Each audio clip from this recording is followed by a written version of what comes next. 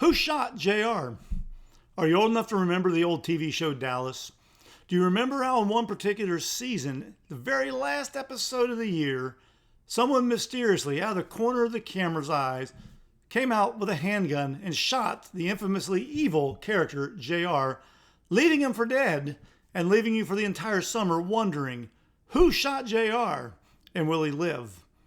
We refer to those types of scenes as cliffhangers. Storytellers use them all the time to leave us wondering, to keep us hanging on, keeping us coming back, waiting for more, to find out something else, to see or hear the conclusion of the story. The author of the book of Ruth has done the same thing. At the end of chapter 2, the situation seems to be finally turning the corner for the better. Ruth and Naomi are seemingly doing better. They've got someone who's caring for them, providing extra food for them in the name of Boaz. But we don't know exactly how the scenario is going to work out ultimately.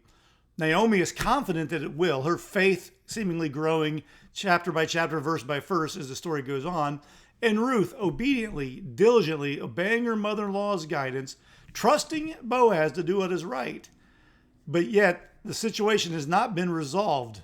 Chapter 3 provides the climax, the denouement of the story, and that's where we pick up this morning. So Ruth, chapter 3, let's begin at verse 1. We'll read a paragraph, and as time permits, we'll go through it, and if there's time left over, we'll do the next paragraph as well. But let's start as beginning in verse 1. Then, tying us back to chapter 2, then Naomi, her mother-in-law, said to her, "My daughter, should I not seek rest for you, that it may be well for you? Is not Boaz our relative, with whose young women you were? See, he is winnowing barley tonight at the threshing floor. Wash, therefore, and anoint yourself, and put on your cloak, and go down to the threshing floor. But do not make yourself known to the man until he has finished eating and drinking. But when he lies down, observe the place where he lies. Then go and uncover his feet and lie down. He will tell you what to do." And she replied, "All that you say, I will do." And so as chapter 2 ended, Ruth has returned from the field multiple times now, as she's there throughout the harvest season between the barley and wheat harvest, following the advice of Naomi, bringing home food from the gleaning process in the fields every day, sufficiently protected for or by and provided for by Boaz for all their food needs. But ultimately, this situation is not resolved. There's still two widows. Their husbands are gone. The family inheritance seemingly at stake or already pawned or hawked away just to support them initially when they left for Moab in the first place. And so while things are better, they're not settled. Naomi wants to see to it that they're settled ASAP. Verse 1. Then, in light of all that we've learned so far in chapter 2, then Naomi, her mother-in-law, said to her, "My daughter," again, notice now the close familial connection between the two ladies. They clearly care for each other. They love each other. "Should I not seek rest for you, that it may go well or may be well with you?" Now, Naomi's concern here is not that Ruth is able to rest, that she's working too hard, that somehow she's going to wear herself out providing for both of them. The language here implies a rest from labors other than working in the field. The fact that she should not, or asking, "Should I not seek rest for you?" is essentially Naomi asking, "Isn't it my task, my responsibility, to help you find a husband to replace my deceased son, Mahlon?"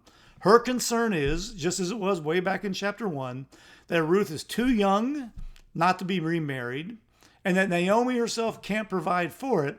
And so what we find here in chapter 3 is Naomi working through the customs, thinking through the laws of the Old Testament, trying to find a way to find rest, to find a marital arrangement for Ruth that all the rest of her life would go well with her.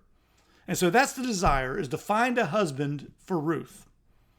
Is not Boaz our relative? Now, of course, in one sense, he's Naomi's relative. He's not Ruth's relative per se, with whom you've been with his young women there in the fields. You know him. He's provided for you. He's protected you. He's cared for you so far.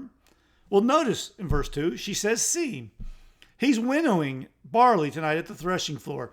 And so at the end of another harvest season, winnowing is the process, is once they've brought in the grain, they go to the threshing floor, usually a broad, cleared out area, not a floor per se like a house, Sometimes, though, it is a rock or a smooth area for that purpose. Sometimes it's just an area that they've beaten flat and hard over the year.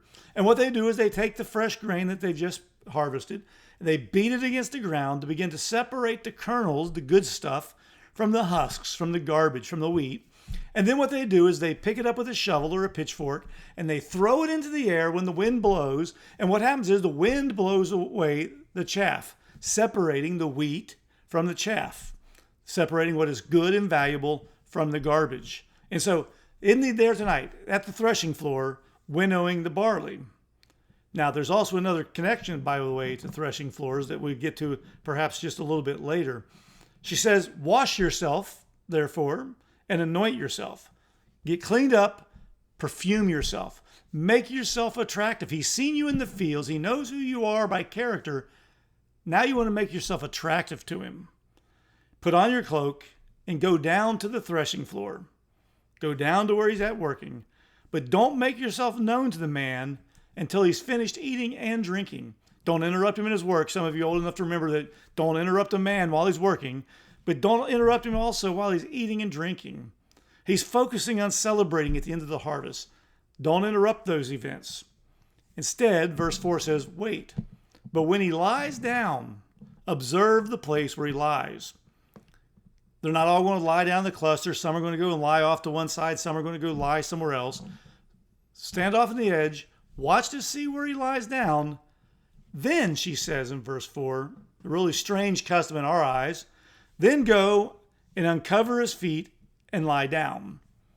Now, all of my students who are all 18 to 22 years old, they all giggle at this point in the story. They essentially think what she's been told to do is to go throw herself at him sexually. Go uncover his feet and lie down, and he'll wake up and go, whoa, what's that? Oh, it's a woman at my feet. That's not quite what's in mind here.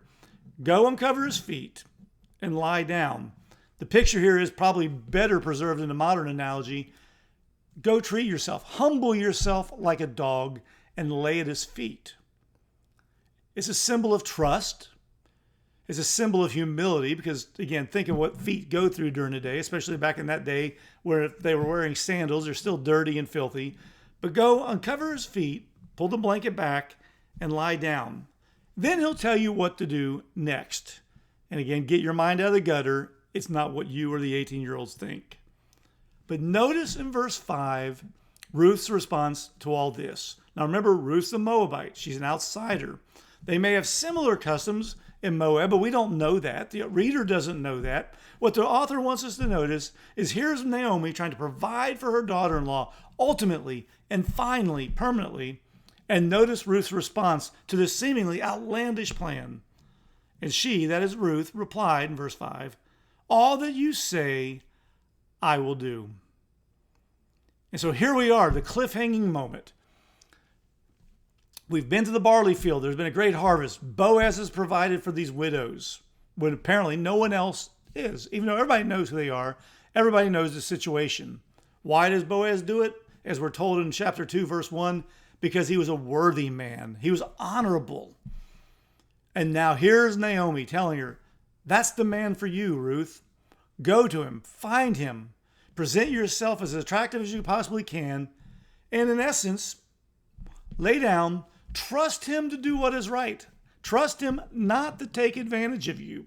I hinted at a few moments ago. Now let's come back around to it. The threshing floor is not only a place for the harvest to be separated, the wheat from the chaff. The threshing floor also has the reputation in the Old Testament. For example, in the book of Hosea, the threshing floor was often apparently a place of often sexual escapades. In fact, Hosea talks about hiring prostitutes at the threshing floor. And so here's this young woman dressed up, cleaned up, nice perfume. Go present yourself to this man in the middle of the night. She can do it because she trusts Boaz to do what is right, because he's worthy. And as this part of the scene ends now, notice here's the cliffhanger. She's agreed. It makes sense to her for whatever reason. For us living in the 21st century, it's such a strange series of customs. But Ruth trusts Naomi implicitly. She'll do what her mother-in-law says, and she trusts Boaz implicitly. She'll go and do as she told, trusting him to do what's right. Join us on Thursday, and we'll see exactly how the scene unfolds further. Until then, it's not who shot JR. Now the question is, who will take care of Ruth?